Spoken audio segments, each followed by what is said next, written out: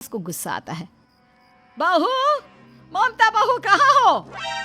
लेकिन सारे दिन की थकी बहू को ऐसी नींद आती है जैसे किसी ने भांग की गोली खिला दी हो। वो तो नहीं उठती। उठकर आ जाता है बेटा। क्या बात है अम्मा, काहे चिल्ला रही हो? अरे सो जाओ ना, सुबह की थकी है बहू। वो सो रही है, जोर से बोलोगी तो नींद खुल जाएगी उसकी। माँ को गुस्सा आ जाता है। फिलहाल तो सो जाती है, लेकिन मन ही मन ढेर सारा जहर बहू के लिए भरा होता है।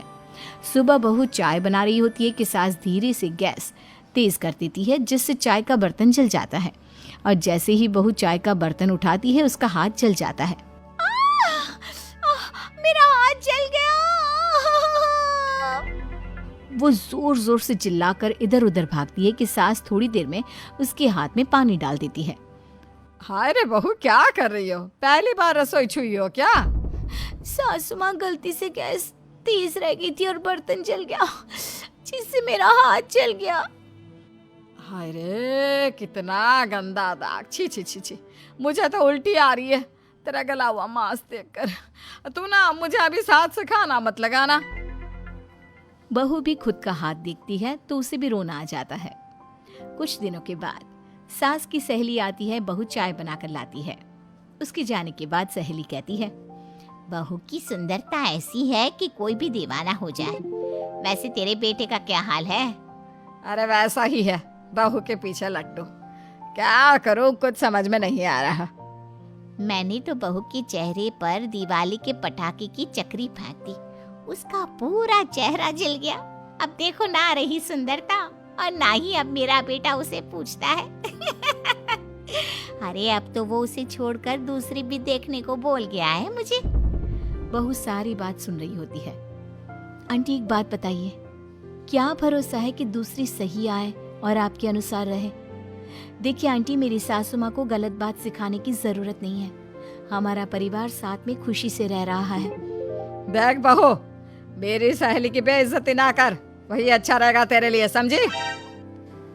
बहू नहीं मानती है। वो बार बार उनकी सहेली को घर से निकल जाने को कहती है। तभी सास की सहेली पास के चूल्हे से लकड़ी लाकर बहू के चेहरे पर लगा देती है। बहू जोर जोर से रोने लगती है। अरे ये क्या कर दिया? मैंने कहाँ किया, ये तो तूने किया।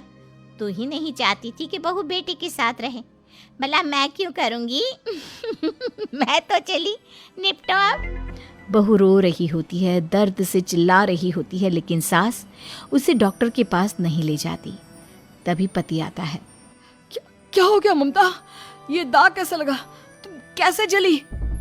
ममता कुछ नहीं कहती, बस दर्द से करा रही होती है। पति माँ की तरफ देखता है।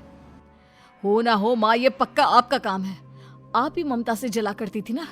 देखना माँ, अब पुलिस आएगी, केस बनेगा, लेकिन पहले मैं ममता को अस्पताल लेकर जा रहा हूँ। सभी अस्पताल जाते हैं, जहाँ डॉक्टर ममता की सास से कहते हैं, आपने तो नहीं जलाया ना बहू को? अब ममता की सास के तो पसीने छूट रहे होते हैं। वो घबरा कर कहती है, ना ना डॉक्टर साहब, कैसी बात करते हैं? हम क्या जलाएंगे अपनी बहू को? डॉक्टर ममता के पति से पूछते हैं, देखिए, क्योंकि ये ससुराल में जली है तो मामला पुलिस का बनता है, तो आप पहले पुलिस को बुलाइए, तभी इलाज पूरा होगा। सास डर जाती है कि अब तो बच्ची जिंदगी जेल में ही रहना होगा। रहने दीजिए ना, पुलिस को क्यों बुलाना? सारी हंसी खत्म हो जाएगी जब पुलिस के डंडे पड़ेंगे। बहू को जलाना भले ही बहुत आसान हो, लेकिन उसके बाद सारी जिंदगी जेल की हवा खाना। सास डर जाती है। पुलिस आती है। पास लेटी दर्द से करा रही ममता स्टेटमेंट देती है। तो क्या हुआ था? कैसे जली आप? ममता पास खड़ी सास को देखती है। बेटी बताओ, कैसे जल गई तुम? ओए, काका का किरण वाली शाहरुख, चुप, बिल्कुल चुप। सास चुप। सभी इंतजार करते हैं कि ममता क्या बोलेगी। जी मैं खाना बना रही थी, लकड़ी उड़कर मेरे ऊपर गिर गई और मैं जल गई।